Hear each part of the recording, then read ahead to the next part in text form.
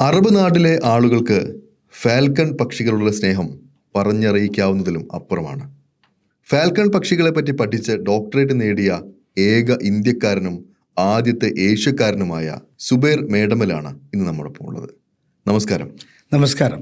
മണിച്ചിത്രത്താഴ് സിനിമയിൽ മോഹൻലാൽ പറയുന്നുണ്ട്, ആരും സഞ്ചരിക്കാത്ത വഴികളിലൂടെയൊക്കെ ഞാൻ സഞ്ചരിക്കുന്നത്. ഒരു മലയാളി അധികം സഞ്ചരിച്ചിട്ടില്ലാത്തൊരു വഴിയാണ് ഈ ഫാൽക്കൺ പക്ഷികളുടെ പുറകെ. എങ്ങനെയായി ഫാൽക്കൺ പക്ഷികളിലേക്ക് എത്തിച്ചേർന്നത്? ഫാൽക്കൺ ലോകത്ത് ഏറ്റവും സ്പീഡുള്ള ഒരു ജീവിയാണ്. മണിക്കൂറിൽ 390 കിലോമീറ്ററിലധികം അത് യാത്ര ചെയ്യും. പിന്നെ ലോകത്ത് ഏറ്റവും വില കൂടിയ ജീവി ഒരു പക്ഷേ ഫാൽക്കണാണ്. അപ്പോൾ ഒരു പുതുമ എന്നോണം ഫാൽക്കണിൻ്റെ പിന്നാലെ കൂടി 30-31 വർഷങ്ങൾക്ക് മുമ്പ് തുടങ്ങി വെച്ച ആ യാത്ര, ആ പഠനം ഇന്നും ഞാൻ തുടരുന്നു. ആദ്യമായി ഫാൽക്കൺ കാണുന്നത് എവിടെ വെച്ചാ? 1997 ഡൽഹി ഇന്ദിരാഗാന്ധി ഇൻ്റർനാഷണൽ എയർപോർട്ടിൽ വെച്ച് ഒരു ഫാൽക്കണെ സ്മഗിൾ ചെയ്ത് കൊണ്ടുവരുമ്പോൾ അതിനെ പിടിച്ചു. നാഷണൽ മ്യൂസിയം ഓഫ് നാച്ചുറൽ ഹിസ്റ്ററിയിൽ അതിനെ സൂക്ഷിച്ചു വെച്ചത് ഞാൻ പത്രങ്ങളിലൂടെ അറിഞ്ഞു. അങ്ങനെയാണ് ഡൽഹിയിൽ പോയൊരു ഫാൽക്കണെ ഞാൻ ആദ്യമായി കാണുന്നത്. പക്ഷേ 1993 ഞാൻ ഫാൽക്കണുകളെക്കുറിച്ച് പഠിക്കാനുള്ളൊരു ആഗ്രഹം വരുന്നത്. സാധാരണ ഒരു ജോബ് ഹണ്ടറെ പോലെ ദുബായിലേക്ക് വന്നു. കുറേ ജോലി അന്വേഷിച്ച് നടന്നു, ജോലിയൊന്നും കിട്ടിയില്ല. അങ്ങനെ രണ്ടാമത്തെ വിസിറ്റിംഗ് തീരാറായപ്പോൾ ഞാൻ അബുദാബിയിൽ നിന്ന് ദുബായിലേക്ക് യാത്ര ചെയ്യുമ്പോൾ അന്നത്തെ UAE പ്രസിഡൻ്റായിരുന്ന ഷെയ്ഖ് സായിദിൻ്റെ പേരിലുള്ള ഫാൽക്കൺ റിസർച്ച് ഹോസ്പിറ്റൽ എന്നൊരു ബോർഡ് കണ്ടു. അതിലൊരു ഫാൽക്കണിൻ്റെ ചിത്രം കണ്ടു. ഞാൻ ടാക്സി ഡ്രൈവറോട് നിർത്താൻ പറഞ്ഞു. അതാണ് ഈ പഠനത്തിൻ്റെ ഒരു തുടക്കം. അങ്ങനെ ഹോസ്പിറ്റലിൽ ചെന്നപ്പോൾ അറബികളൊക്കെ തൻ്റെ കയ്യിൽ ഫാൽക്കണെ വെച്ച് OP ഇരിക്കുന്നുണ്ട്. സാധാരണ ആശുപത്രികളിൽ മനുഷ്യന്മാരിരിക്കും, അതേപോലെ അവിടെ പക്ഷികൾ ഇരിക്കുന്നത് കണ്ടു. ഇറ്റ് വാസ് വണ്ടർഫുൾ, അത്ഭുതകരം. നമുക്ക് മനുഷ്യന്മാർക്ക് വേണ്ടി ഹോസ്പിറ്റലിലെ പോലെ. അന്നൊരു കേരളത്തിൽ നിന്ന് വന്ന ഒരാൾക്ക് ഫാൽക്കണുകൾക്ക് വേണ്ടി ഒരു ഹോസ്പിറ്റൽ കേൾക്കുമ്പോൾ തന്നെ ഒരു അത്ഭുതമായിരിക്കും അല്ലേ? അന്നല്ല, ഇന്നും ഒരു അത്ഭുതമാണ്. കാരണം ലോകത്ത് ഏറ്റവും കൂടുതൽ ഫാൽക്കണുകൾക്ക് ഹോസ്പിറ്റലുള്ളത് UAE ഏകദേശം 22ഓളം ഹോസ്പിറ്റലുകളുണ്ട്. വെറ്ററിനറി ഹോസ്പിറ്റലാണെങ്കിൽ എല്ലാ മൃഗങ്ങളും വരും. ഇത് ഫാൽക്കണുകളെ മാത്രമേ അവിടെ ചികിത്സിക്കുള്ളൂ, വേറെ ഒരു പക്ഷിയെയും ചികിത്സിക്കില്ല. അപ്പോൾ ഞാനത് ചോദിച്ചപ്പോൾ പറഞ്ഞത് ഞങ്ങളെ ദേശീയ പക്ഷിയാണ്, ദേശീയ ചിഹ്നമാണ്. We are giving more importance than our family members. അങ്ങനെ ഈ അറബികളൊക്കെ വന്നിരിക്കുന്നത് കണ്ടപ്പോൾ ഇതിൻ്റെ ഇമ്പോർട്ടൻസ് ചോദിച്ചപ്പോൾ ഞാൻ ആ ഡോക്ടറെ കണ്ടു, എനിക്കൊരു ജോലിക്ക് വേണ്ടിയിട്ട്. കാരണം ഫാൽക്കൺ ആണല്ലോ എൻ്റെ വിഷയമായിട്ട് ബന്ധപ്പെട്ടതാണല്ലോ. ഒരു ജോലിക്ക് വേണ്ടി ചോദിച്ചപ്പോൾ ആ ഡോക്ടർ പറഞ്ഞു, you are A post graduate, ഇവിടെ നിങ്ങൾക്ക് പണിയൊന്നുമില്ല എന്ന് പറഞ്ഞു. അപ്പോൾ തൊട്ടപ്പുറത്ത് ഗ്ലാസ്സിലൂടെ ഈ ഫാൽക്കണുകൾക്ക് ഭക്ഷണം കൊടുക്കുന്നതും അവയുടെ കാഷ്ടമൊക്കെ വൃത്തിയാക്കുന്നതൊക്കെ ഞാൻ കാണാൻ സാധിച്ചു, പട്ടാണികളും ബംഗാളികളൊക്കെ. അപ്പോൾ ഞാൻ പറഞ്ഞു, I can work as A keeper even as A sweeper എന്ന് ഞാൻ ഇദ്ദേഹത്തോട് പറയാണ്, ഈ ജർമ്മൻ ഡോക്ടറോട്. അപ്പോൾ ഡോക്ടർ പറഞ്ഞു, നോ, ഇവിടെ അങ്ങനത്തെ വേക്കൻസി ഒന്നുമില്ല, യു ക്യാൻ ഗോ. അത് കേട്ടപ്പോൾ വളരെ സങ്കടത്തോടു കൂടെ ഞാൻ ആ ഹോസ്പിറ്റലിൽ നിന്ന് ഇറങ്ങിയപ്പോൾ എടുത്ത തീരുമാനമാണ്, ഈ ഫാൽക്കണെക്കുറിച്ച് എത്ര ആഴത്തിൽ പഠിച്ചൊരു ഡോക്ടറേറ്റ് എടുക്കാൻ പറ്റുമോ അത് പഠിച്ച് എടുക്കാൻ വേണ്ടി ഒരു തീരുമാനം. That was my milestone to get a doctorate in the study of falcons. ജർമ്മനിയിൽ നിന്നാണ് ഫാൽക്കണുകളെ ബ്രീഡ് ചെയ്തുകൊണ്ടിരുന്നത്, ആർട്ടിഫിഷ്യലായിട്ട് ബ്രീഡ് ചെയ്തുകൊണ്ടിരുന്നത്. ആ ജർമ്മനിയിൽ ചെന്ന് ഞാൻ സ്റ്റുട്ട്ഗാർട്ട് എന്ന് പറയുന്ന സ്ഥലത്ത് ഇംഗോൾഡിംഗൻ ഫാൽക്കൺ ബ്രീഡിംഗ് സെൻറ്ററിൽ ഞാൻ പഠിച്ചുകൊണ്ടിരിക്കുമ്പോൾ ഇറ്റ് വാസ് ഇൻ 2003, 22 കൊല്ലം മുമ്പാണ്, 22.5 കൊല്ലം മുമ്പാണ്. അങ്ങനെ ഞാൻ പഠിച്ച് അവിടുന്ന് ഞാൻ ഈ ഡോക്ടർക്ക് ഫോൺ ചെയ്തു. എന്തിന്? എനിക്കൊരു ജോലി തരാത്തതിന്. സാധാരണ ഒരു ജോലി തന്നാലാണ് നമ്മൾ നന്ദി പറയുക. നിങ്ങൾ ജോലി തരാത്തത് കൊണ്ട് നിങ്ങളുടെ നാട്ടിൽ ഞാൻ എത്തി ഈ ഫാൽക്കണെ കുറിച്ച് പഠിക്കാൻ. Within 2 months I will get the doctorate in the study of falcons. അതാണ് എൻ്റെ ഈ ഫാൽക്കൺ സ്റ്റഡിയുടെ ഒരു പിന്നിലുള്ള ഒരു കഥ. ഈ ഫാൽക്കണുകൾക്ക് എന്തുകൊണ്ടാണ് ഇത്രയും വില കൂടാൻ കാരണം? അത് ഹാരിസ് ഇബ്നു മുആവിയ റളിയല്ലാഹു അൻഹു ഒരുപാട് മുആവിയ കാലഘട്ടം തൊട്ട് തന്നെ അറബികൾ അവരുടെ സംസ്കാരത്തിൻ്റെ ഭാഗമായിട്ടും അത് ഉപയോഗിച്ച് സ്പോർട്ട് ഒക്കെ ചെയ്യുന്ന ഒരു ഹോബി ആയിട്ട് കണക്കാക്കുന്ന ഒരു ഇതാണ് ഫാൽക്കൺട്രി. അതുകൊണ്ട് തന്നെ അവർ വലിയ വിലയാണ് കൊടുക്കുന്നത്. പുറം രാജ്യങ്ങളിൽ രാഷ്ട്ര തലവന്മാർ, അമേരിക്കൻ പ്രസിഡന്റ് ബിൽ ക്ലിൻ്റൺ, അതേപോലെ ജോർജ് ബുഷ്, ഇവരൊക്കെ UAE സന്ദർശിക്കാൻ വന്നപ്പോൾ UAE പ്രസിഡന്റ് കൊടുത്തത് ഒരു ഫാൽക്കണിനെയാണ്. ആ ഫാൽക്കൺ എന്ന് പറയുമ്പോൾ അതിലും മികച്ച ഒരു സംഭവം അവർക്ക് കൊടുക്കാനില്ല. കാരണം 5-6 കോടി രൂപയാണ് ഒരു ഫാൽക്കണിൻ്റെ വില. അപ്പോൾ അവരൊരു റോയൽറ്റി കാണിക്കാൻ വേണ്ടിയിട്ട് ഷെയ്ഖന്മാരിടുന്ന ഒരു മോഹവിലയാണ് കോടികൾ വിലമതിക്കാൻ കാരണം. കുവൈറ്റിലെ മുൻ അമീർ ഒരു 4 കോടി 5 കോടി വിലയുള്ള ഒരു ഫാൽക്കണിനെ സമ്മാനിച്ചിരുന്നു എന്ന് കേട്ടിട്ടുണ്ട്. ഇപ്പോഴും ആ 5 കോടിയുടെ ഫാൽക്കൺ കയ്യിലുണ്ടോ? അത് 2013 ആ സംഭവം. ഞാൻ കാലിക്കറ്റ് യൂണിവേഴ്സിറ്റിയുടെ എക്സാം നടത്താൻ വേണ്ടിയിട്ട് കുവൈറ്റിൽ പോയി. ആ സമയത്ത് when I visited Kuwait falcon hospital, അവിടെ നിന്നുള്ള ക്ഷണപ്രകാരം എനിക്കൊരു അവസരം കിട്ടി പാലസിലേക്ക്. അങ്ങനെ പാലസിൽ നിന്ന് അന്നത്തെ കുവൈറ്റ് അമീർ 4 വർഷം മുമ്പ് അദ്ദേഹം മരിച്ചു. അദ്ദേഹം ഒരു സ്റ്റഫ് ചെയ്ത ഫാൽക്കണിനെ അദ്ദേഹം എനിക്ക് സമ്മാനിച്ചു. അന്ന് ആ ഫാൽക്കണ് ജീവിച്ചിരിക്കുമ്പോൾ 5-5.5 കോടി രൂപ വിലയുണ്ടായിരുന്നു. അത് ഇപ്പോഴും എൻ്റെ ഡിപ്പാർട്ട്മെൻറ്റിൽ എൻ്റെ ലാബിലുണ്ട്. കേരളത്തിലെ കാലാവസ്ഥയിൽ ഈ ഫാൽക്കണുകൾക്ക് ജീവിക്കാൻ സാധിക്കുമോ? അല്ലെങ്കിൽ കേരളത്തിൽ ഇത് ഈ പക്ഷിയുടെ ഏതെങ്കിലും വകഭേദങ്ങളോ അങ്ങനെ എന്തെങ്കിലും ഉണ്ടോ? ഫാൽക്കണുകൾ സാധാരണയായി കാണുന്നത് ഇന്ത്യ പാക് ബോർഡറിലാണ്. രാജസ്ഥാൻ സ്റ്റേറ്റിലെ ജയ്സൽമേർ, ബക്കാനേർ തുടങ്ങിയ സ്ഥലങ്ങളിലാണ് ഫാൽക്കണുകളുടെ കൂടുകളൊക്കെ ഉള്ളത്. അത് ഈ പാക് ബോർഡറിൽ നിന്ന് പറന്ന് വന്നിട്ട് അവിടെ നല്ലൊരു ഹാബിറ്റാറ്റാണ് അവിടെ. അല്ലാതെ ഫാൽക്കണുകളെ നമ്മുടെ നാട്ടിൽ കാണുന്നത് ഷാഹീൻ ഫാൽക്കൺ, അതേപോലെ അമൂർ ഫാൽക്കണൊക്കെ റെയറായിട്ട് മൈഗ്രേറ്ററി റൂട്ടിൽ തെറ്റിയിട്ടൊക്കെ തമിഴ്നാട്ടിലെ തിരുനെൽവേലി, കേരളത്തിലെ പിന്നെ തൃശ്ശൂർ, അതേപോലെ 3-4 സ്ഥലങ്ങളിലൊക്കെ ഇടയ്ക്ക് കാണാറുണ്ട്. മൈഗ്രേറ്ററി റൂട്ടിലൂടെ വരുമ്പോൾ തെറ്റിയിട്ടൊക്കെ വരാറുണ്ട് എന്നല്ലാതെ സാധാരണയായി ഫാൽക്കണുകളെ കേരളത്തിൽ കാണാറില്ല. ഈ ഫാൽക്കൺ പക്ഷികളുടെ കണ്ണ് എല്ലായ്പ്പോഴും മൂടിയിട്ടാണ് മിക്ക സമയങ്ങളും കാണാറുള്ളത്. യെസ്, അതെന്തുകൊണ്ടാണ്? ഭയങ്കര ഒരു ആക്രമണ ശക്തിയുള്ളൊരു ബേർഡാണ് ഫാൽക്കൺ. അപ്പോൾ തൊട്ടടുത്തിരിക്കുന്ന ഫാൽക്കണിനെ പോലും ഈവൻ കൊല്ലും. കാരണം അതൊരു അഗ്രസീവ് ബേർഡാണ്. തന്നെയുമല്ല, ഫാൽക്കണുകളുടെ നഖങ്ങളൊക്കെ മൂർച്ച കൂട്ടി കൊടുക്കും. എന്തിനു വേണ്ടിയിട്ട്? ഹണ്ടിങ്ങിന് വേണ്ടിയിട്ട്. ഫാൽക്കൺ ഒരു ഹണ്ടിങ് ബേർഡാണ്. അതായത് സ്വന്തമായിട്ട് ഹണ്ട് ചെയ്ത ജീവിയെ മാത്രമേ അത് ഭക്ഷിക്കുകയുള്ളൂ. ഇന്നലെയും എനിക്ക് അനുഭവം ഉണ്ടായിരുന്നു. ഇന്നലെ ഞാൻ അലൈൻ അബുദാബി ബോർഡറിൽ അൽഫക്ക എന്ന സ്ഥലത്ത് ഡെസേർട്ടിൽ we were training the falcons about 4 hours. കാരണം അത്രയും പിന്നെ ഈവനിങ്ങിലാണ് ഇവരെ ട്രെയിൻ ചെയ്യുന്നത്. ആ സമയത്ത് ഫ്രഷ് PJ-നായിരുന്നു ഞങ്ങൾ കൊടുത്തിരുന്നത്. അത് വെച്ചുകൊണ്ടായിരുന്നു ഫാൽക്കണിനെ ഞങ്ങൾ ട്രെയിനിങ് ചെയ്തിരുന്നത്. അതായത് അതിനെ വേട്ട പരിശീലിപ്പിക്കുക. കയറിൽ കെട്ടിയിട്ട് ഇങ്ങനെ ചുഴറ്റിയിട്ട് അതിലേക്ക് ഫാൽക്കണിനെ വരുത്തിയിട്ട് അവസാനം ഫാൽക്കൺ ടയേർഡ് ആകുമ്പോൾ ആ PJ-നെ പിടിച്ചുകൊണ്ട് ഫ്രഷായിട്ട് അവിടുന്ന് കഴിക്കുന്നു. അതാണ് ഇതിൻ്റെ പരിശീലന മുറ. ഈ വിമാനങ്ങളിലൊക്കെ രാജകീയ യാത്ര നടത്തുന്ന ഫാൽക്കണുകൾ നമ്മൾ വീഡിയോകളിലൊക്കെ കണ്ടിട്ടുണ്ട്. യെസ്, ഈ ഫാൽക്കണുകൾക്ക് പാസ്പോർട്ട് സ്വന്തമായിട്ടുണ്ടെന്നൊക്കെ കേട്ടിട്ടുണ്ട്. അത് അത് ശരിയാണോ? അത് ലോകത്ത് മനുഷ്യൻ കഴിഞ്ഞാൽ പാസ്പോർട്ട് നിർബന്ധമാക്കപ്പെട്ട ഏക ജീവിയാണ് falcon. Convention of international trade off endangered Flora and ഫോണ എന്ന് പറയുന്ന ഒരു സംഘടനയാണ് ഫാൽക്കണുകൾക്ക് പാസ്പോർട്ട് കൊടുക്കുന്നത്. അതിൻ്റെ ആസ്ഥാനം ജനീവയാണ്. പക്ഷെ അത് ലോകത്ത് ആദ്യമായിട്ട് ഇംപ്ലിമെൻ്റ് ചെയ്തത് നമ്മൾ ഇപ്പോൾ നിൽക്കുന്ന UAE ആണ്. എനിക്കും അതേപോലെ ഫാൽക്കണുകളുടെ കൂടെ യാത്ര ചെയ്യാനൊരു അവസരം ഉണ്ടായിട്ടുണ്ട്. ഒരു 2018 എനിക്ക് ഖത്തറിലെ ഹമദ് രാജാവിൻ്റെ കൂടെ മൊറോക്കോയിലേക്ക് അമീരി ഫ്ലൈറ്റിൽ യാത്ര ചെയ്യാൻ സാധിച്ചു. അന്ന് ഒരു 17 ഫാൽക്കണുകൾ ഞങ്ങളുടെ ഫ്ലൈറ്റിലുണ്ടായിരുന്നു. ആ ഒരു യാത്രയിൽ എന്തെങ്കിലും രസകരമായ അനുഭവങ്ങൾ അങ്ങനെ എന്തെങ്കിലും ഉണ്ടോ ഓർത്തെടുക്കാൻ?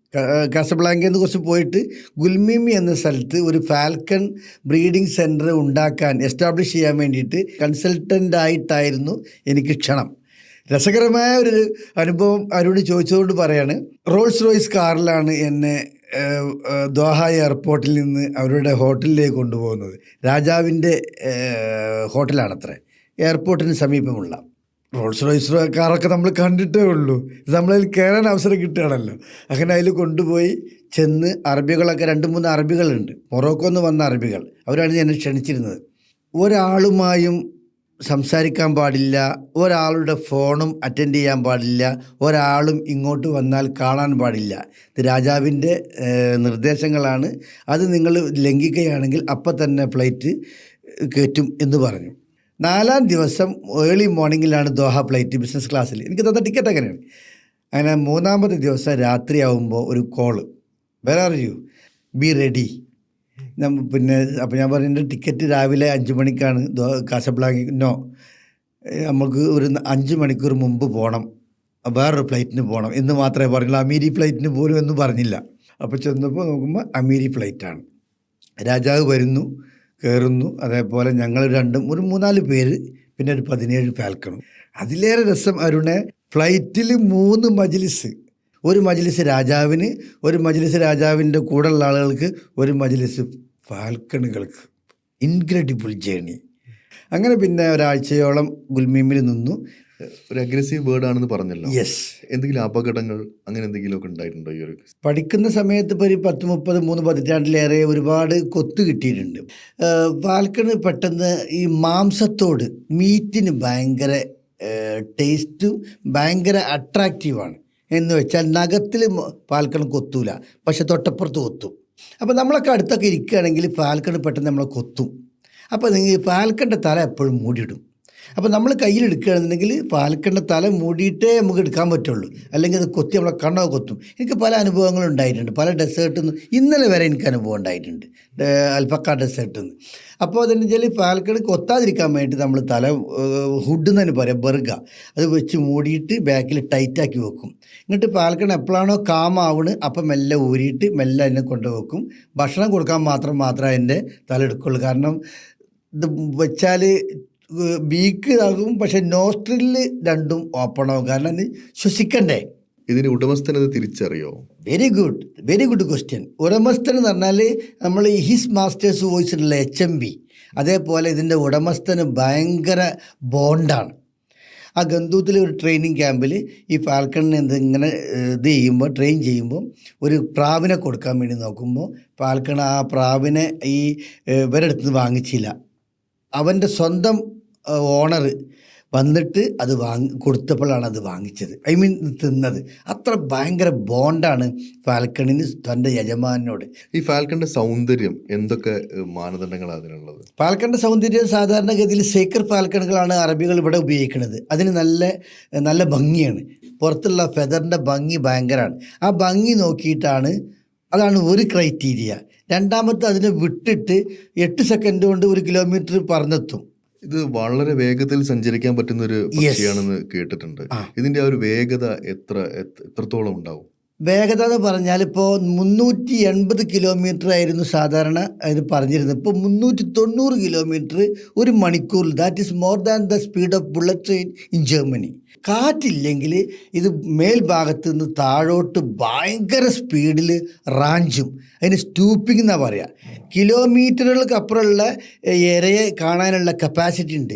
ആ സ്റ്റൂപ്പിംഗ് സ്പീഡാണ് 390 കിലോമീറ്റേഴ്സ് പെർ അവർ.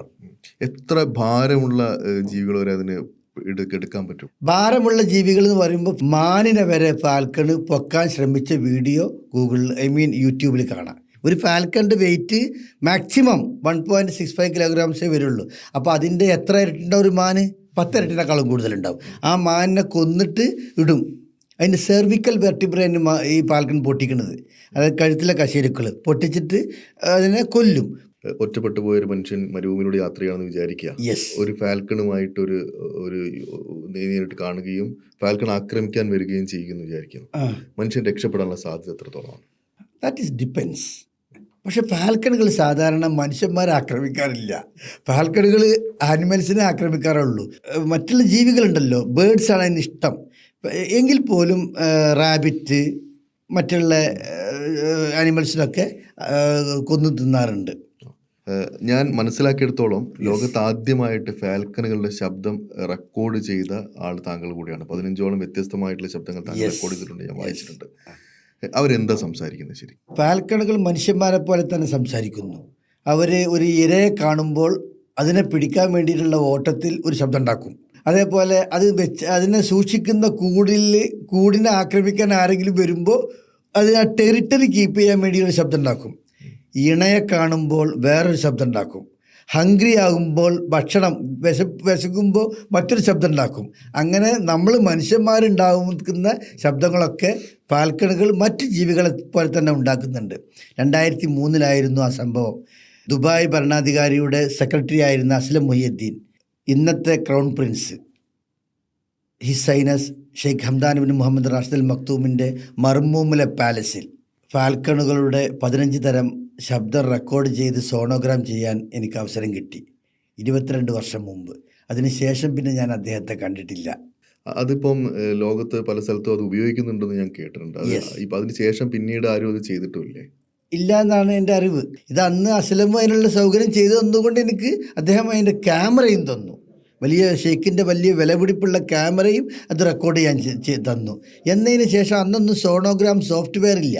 അന്ന് അണ്ണാമലൈ യൂണിവേഴ്സിറ്റി പോയിട്ട് ഇതൊരു പ്രത്യേക തരം മെഷീനിലൂടെ കടത്തിവിട്ടിട്ടാണ് സോണോഗ്രാം ചെയ്തത്. ഇന്നിപ്പോൾ സോഫ്റ്റ്വെയറായി. അതോടൊപ്പം തന്നെ വിമാനത്താവളങ്ങളുമായി ബന്ധപ്പെട്ട് യെസ്, താങ്കൾ ഒരു തീസിസ് ഗവൺമെന്റിന് തന്നെ ഒരു നിർദ്ദേശം കൊടുത്തിട്ടുണ്ട് എന്ന് കേട്ടിട്ടുണ്ട്.